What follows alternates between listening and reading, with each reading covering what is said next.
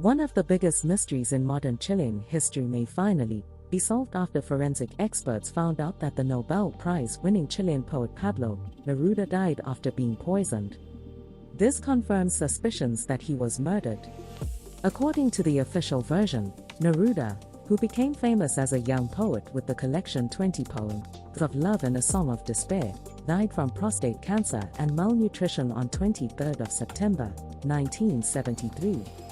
This was just 12 days after the military coup that overthrew the socialist government of his friend, President Salvador Allende. But some, including Neruda's nephew, Rodolfo Reyes, have long believed he was murdered because of his opposition to the dictatorship of Augusto Pinochet. 10 years ago, a Chilean judge ordered the exhumation of the poet's remains after his former chauffeur, Manuel Arrea, revealed that Neruda had called him from a Santiago hospital to say that someone had injected him in the stomach while he was asleep. The poet died hours later.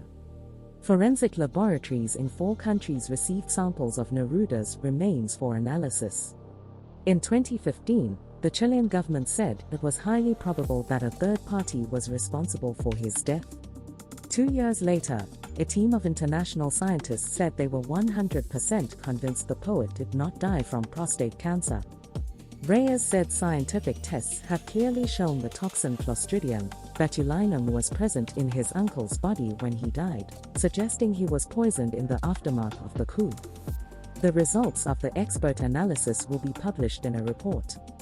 We now know that there was no reason for the Clostridium botulinum to have been there in his bones, Reyes told the Spanish news agency EFE. What does that mean? It means Neruda was murdered through the intervention of state agents in 1973. They have found the bacteria on one of Neruda's exhumed teeth.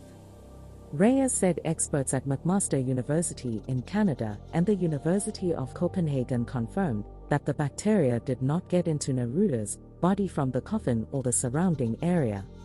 Pinochet's coup, during which Allende killed himself as troops attacked the presidential palace, devastated Neruda and led him to plan an exile in Mexico.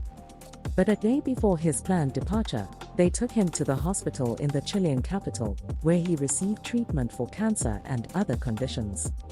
He died there on the evening of the 23rd of September, apparently from cancer found 4 years earlier. The chauffeur said he and Neruda's wife, Matilde Arusha, were at the couple's mansion to pick up their suitcases for Mexico when the poet called, asking them to return to the hospital quickly. Neruda died later the same day. His friend Gabriel Garcia Marquez described him as the greatest poet of the 20th century in any language, but Neruda's reputation has been damaged in recent years by details of his personal life. The writer was a self-confessed rapist who abandoned his first wife and their daughter, Malva Marina, who was born with a neurological disorder and died at the age of 9. In his memoirs, Neruda admitted raping a Tamil woman, who was his servant when he was working in Ceylon as a young diplomat. Speaking at the time the rape confession reappeared, the author Isabel Allende said that Neruda's criminal behavior did not devalue his work. "I am disgusted by some aspects of Neruda's life and personality," she said. "However, we cannot dismiss his writing. Very few people, especially powerful or influential men, behave admirably. Unfortunately, Neruda was a flawed person, as we all are in one way or another."